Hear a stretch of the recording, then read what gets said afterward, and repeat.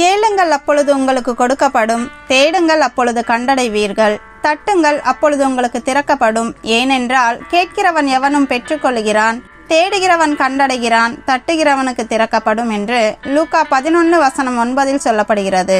இந்த வசனத்தை நாம் புரிந்து கொள்வதற்காக அந்த வசனத்தின் மேற்பகுதியில் ஒரு சம்பவத்தை எடுத்துக்காட்டாக இயேசு கிறிஸ்து கூறுகிறார். அதில் ஒருவனிடத்தில் வழிப்பிரயாணமாய் ஒரு நண்பன் வருகிறான்.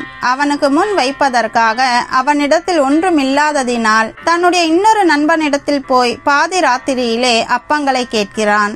அவன் ஒரு சில காரணங்களினாலே அவனுக்கு அதை கொடுக்க மறுத்தாலும் அவன் தனக்கு சிநேகிதன் என்பதினாலே அல்ல, அவன் வருந்தி கேட்கிறது நிமித்தமாகவே எழுந்திருந்து அதை கொடுத்தான் என்று பார்க்கிறோம். இந்த சம்பவத்திலிருந்து நாம் முதலாவதாக பார்த்த வசனத்திற்கான ஆவிக்குரிய பாடம் என்னவென்றால், நம்மிடத்தில் ஒன்றுமில்லை, நாம் முழுமையாய் தேவனை சார்ந்து இருக்க வேண்டும் என்பதை நாம் முதலாவதாக உணர வேண்டும். இரண்டாவதாக, நாம் ஊக்கமாக விடாமுயற்சியோடு தேவனிடம் கேட்க வேண்டும். மூன்றாவதாக, நமது ஜபங்கள் சுயநலமிக்கதாக நம் சொந்த நன்மைகளுக்காக மாத்திரம் கேட்பதாக இல்லாமல் பிறருக்கு கொடுக்கும் வண்ணமாக தேவனிடத்தில் நாம் கேட்க வேண்டும். அதன் மூலம் பிறருக்கு கொடுத்து மகிழக்கூடிய தேவனுடைய குணத்தை நாம் பெற்றுக்கொள்ள வேண்டும் என்பதுதான் பிதாவின் விருப்பமாக இருக்கிறது.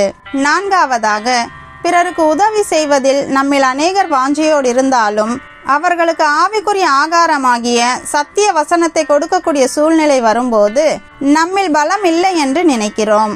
ஆனால் இந்த சம்பவத்தின் மூலம் தேவன் சொல்ல நினைப்பது என்னவென்றால், நம்மை தேடி வருகிற ஒருவரையும் நாம் வெறுமையாய் அனுப்பிவிடக் கூடாது.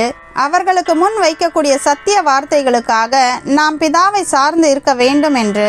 அப்பொழுது அவர் பரிசுத்த ஆவியை நமக்கு தந்தருளுவார். ஐந்தாவதாக, அந்த அப்பங்களை கொடுத்த அண்டை வீட்டுக்காரன் தேவனுடைய குணத்துக்கு எதிர்மாறான குணத்தையே வெளிப்படுத்துகிறான். ஒரு சுயநலமிக்க மனிதனே அந்த வேண்டுகோளை நிறைவேற்றும் போது நம் பரமபிதா கொடுப்பதில் மகிழ்ச்சியை காண்கிறவர், மனதுருக்கம் நிறைந்தவர், விசுவாசத்தோடு தம்மிடத்தில் விண்ணப்பங்களை கொண்டு வருகிற ஒருவரையும் அவர் வெறுமையாய் அனுப்பாதவர். ஆகையால் நாம் விசுவாசத்தோடு தேவனிடத்தில் கேட்போம்.